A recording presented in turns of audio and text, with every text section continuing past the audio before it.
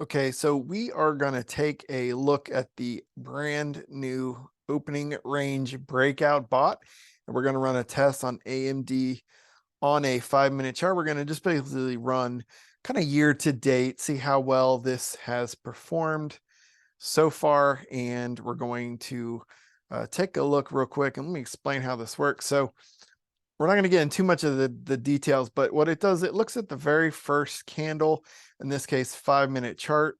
So each candle represents 5 minutes. It's going to wait for that first 5-minute candle to come in, and it's gonna play long or short depending on which way it breaks next. So in this case, you'll see a break lower right here on AMD. So actually right here, so it gets in short there, stop up here, and looks for a 1.2R profit target.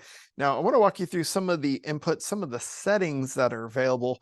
You do have a profit taker, and this is represented in R, which is risk unit. You can make this 1.5. You can make this whatever you want. It defaults to 1.2. And then we have stop loss padding, so it adds 0.003%. So for usually a few pennies. Obviously, the higher the stock, that goes up to more and more dollars for the padding, which means that we're not gonna put the stop at the exact high. Not gonna put the stop at the exact high of that candle. We're gonna add a little bit of padding right instead, and so that's how that works. So padding here, entry here, we're looking for a 1.2R. So our spacing here is what we're risking. This is what we're risking, and we have a 1.2R win in this exact example here. As it breaks lower, it does exit for a nice 1.2R win. So then if we look at the rest of our settings, we do have a trailing stop we can have set up. In this case, we're not running that. A $2,000 of risk, max lot of 20 size, and this is called the ORB. And we do close at the end of the day in case a stop loss or profit target has not been hit. We're going to exit at the end of the day, and that way we don't turn a day trade accidentally, turn it into a swing trade. So I have been running this for a while. Has worked nicely inside of my actual live accounts. So that's done well. And let's go ahead and run this. Let's run a quick test, and let's take a look at our back test. And we're going to see kind of how this performs. I'll let that run. Boom. Here's our back test. So we basically, for the year, every day we take one trade a day. So roughly 11 months for the year, about 20 trades, 20 business days in a month, give or take. So 11 times 20, give or take, is the number of trades it would have taken. And you'll see here that we would have made, if we're risking 2,000, we would have made about 20R. So not bad for a month if we're risking 2,000.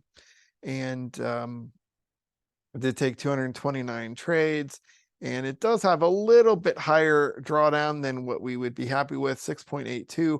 Obviously, we can reduce our overall risk. Instead of maybe 2,000, maybe 1%, maybe we're going to use 0.75 and get a little bit different results. But here's what happened for the month. So had a couple losses in a row, and it did gain nicely all the way up through the beginning of April. Had a few losses, then started building back again, some more losses. So through this time frame, kind of a lull for a good month. Let's see, what is that, about 6-7 weeks, and then boom, and then kind of went sideways again, chopping around a little bit. But that is the basics. Obviously, our absolute high was here, kind of mid to late October in our equity curve. And if we were to switch over to our back test and look at our total, like all the deals, all the trades, you will see that we did have one example that didn't fall out, which is this trade right here in our example. And that was this trade is more than the $2,000 of risk. Why? Because it didn't actually close as expected. Why? Because Friday, the day after Thanksgiving, Black Friday, the bot didn't realize it was actually a half day, so a full day. So it tried to exit and the market was already closed. So it exited the very next day. And that's the only example.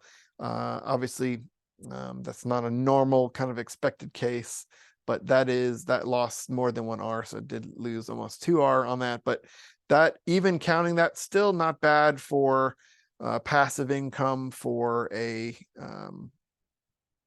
bot like this. And that again is the opening range breakout on AMD running on a 5-minute chart.